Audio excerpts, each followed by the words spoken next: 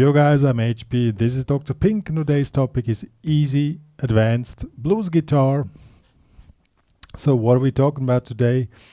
We want to take the blues guitar to the next step. You learned, the basic blues guitar moves with pentatonics, do a few riffs, but now you want to get to the advanced mode, but don't take it too hard at the moment. That's exactly what we're talking about today. I'll show you how this will sound.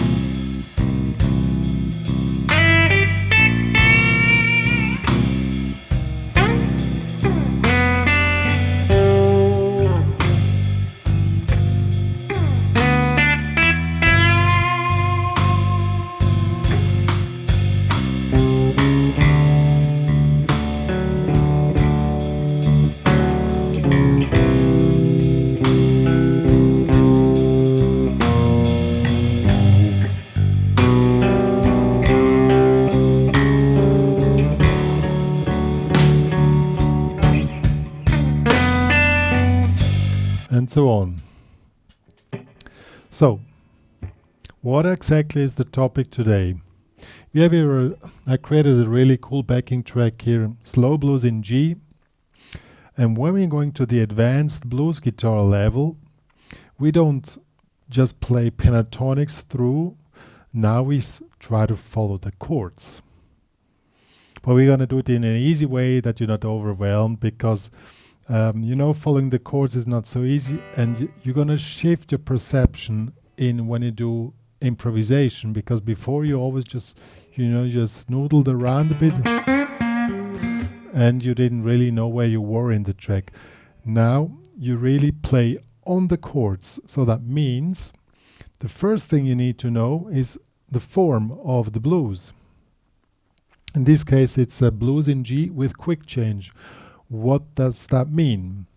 We have 1 bar G7, 1 bar C7, 2 bars G7, then 2 bars C7, 2 bars G7, 1 bar D7, 1 bar C7, 1 bar G7, and last but not least, 1 bar D7. So that's the standard 12 bar blues with quick change. You better learn this pretty fast. And now comes the next step.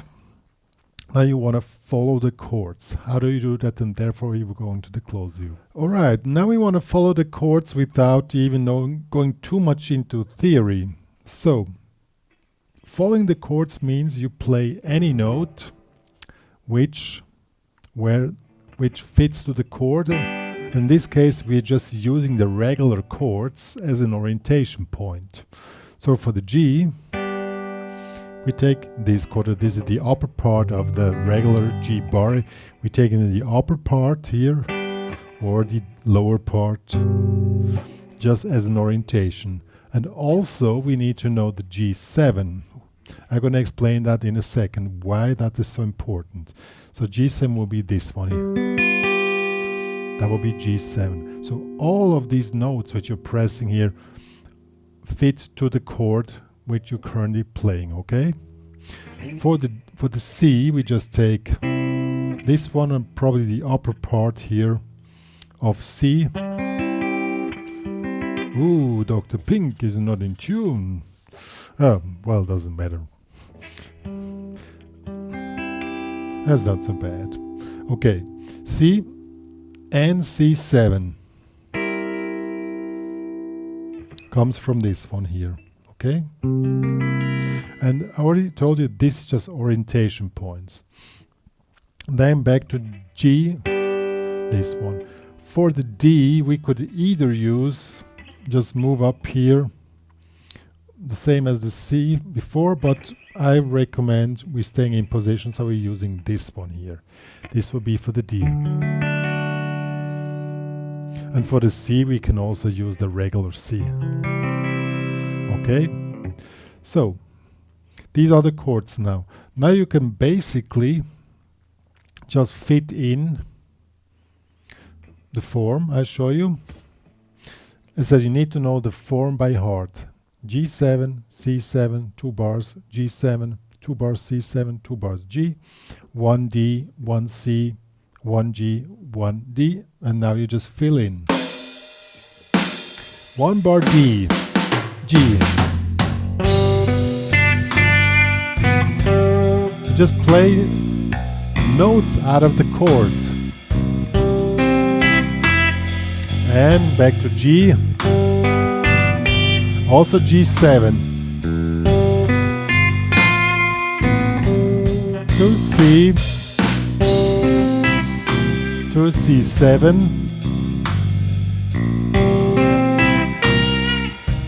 back to G, G7, now comes D, to C, now I took the other C, now the lower G, and we end up with D. So that will be the first exercise that you're able to follow the chords just by playing any kind of notes out of these chords. But of course, we're still not there. You probably think, when do I play the G and when do I play the G7? That's a very important question. You play notes out of the chord G when, like, you have 2 bars of G. First bar you play G, and second bar, before you change the chord to the next one, then you play the 7, because that creates a tension which leads to the next chord I show you. G, G7 leads to C. C7 leads back to G. That's basically the rule. So the last bar before a chord change, you preferably play a 7 chord. So now we want to have some really easy licks here to represent what we are doing. So one thing, now we can figure out something. So this, you just play one note after each other out of the chord.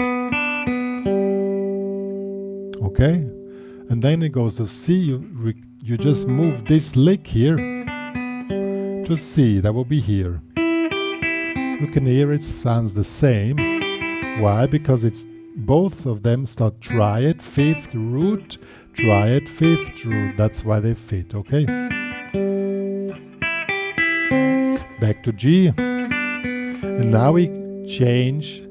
Before we change to C again, we do a G7. So here's the 7. Go to C. We're changing back to G, so we do a C7. And back to G. We can again do changing chord again. We do a G7. And then comes a D, and often you make this anticipation to D with this here. This anticipation is used very often to lead to the D. And now we just play the chord.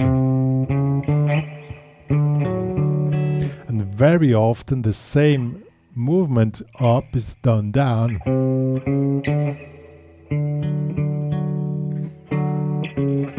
So just move down the chord the same way you came up.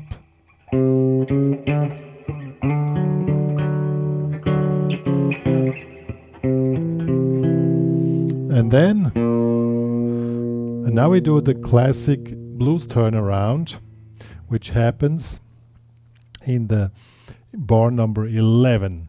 So is 1, and again we have this upwards movement back to the D.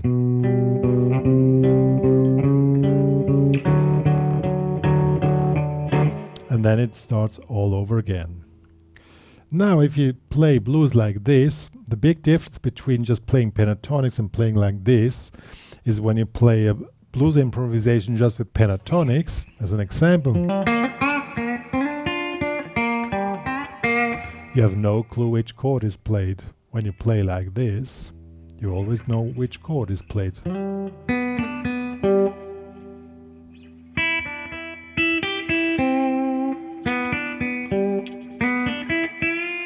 It even guides you through the whole tune just by playing the melody, and that is way more advanced, way more sophisticated than just playing pentatonics.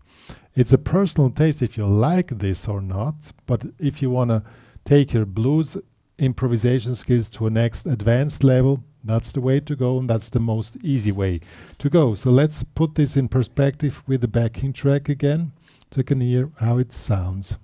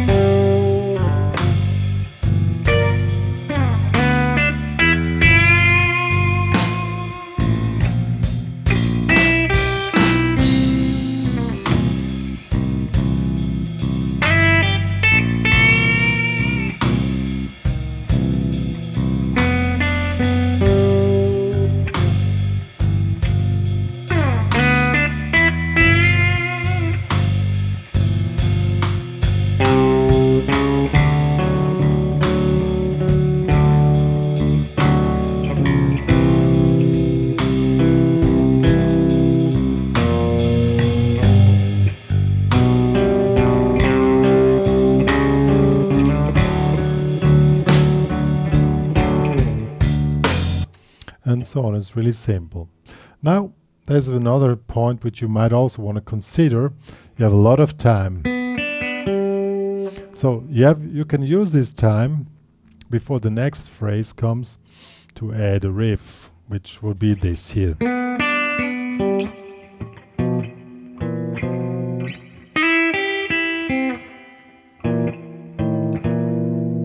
If you want, you can do that, or you add any kind of chord in between.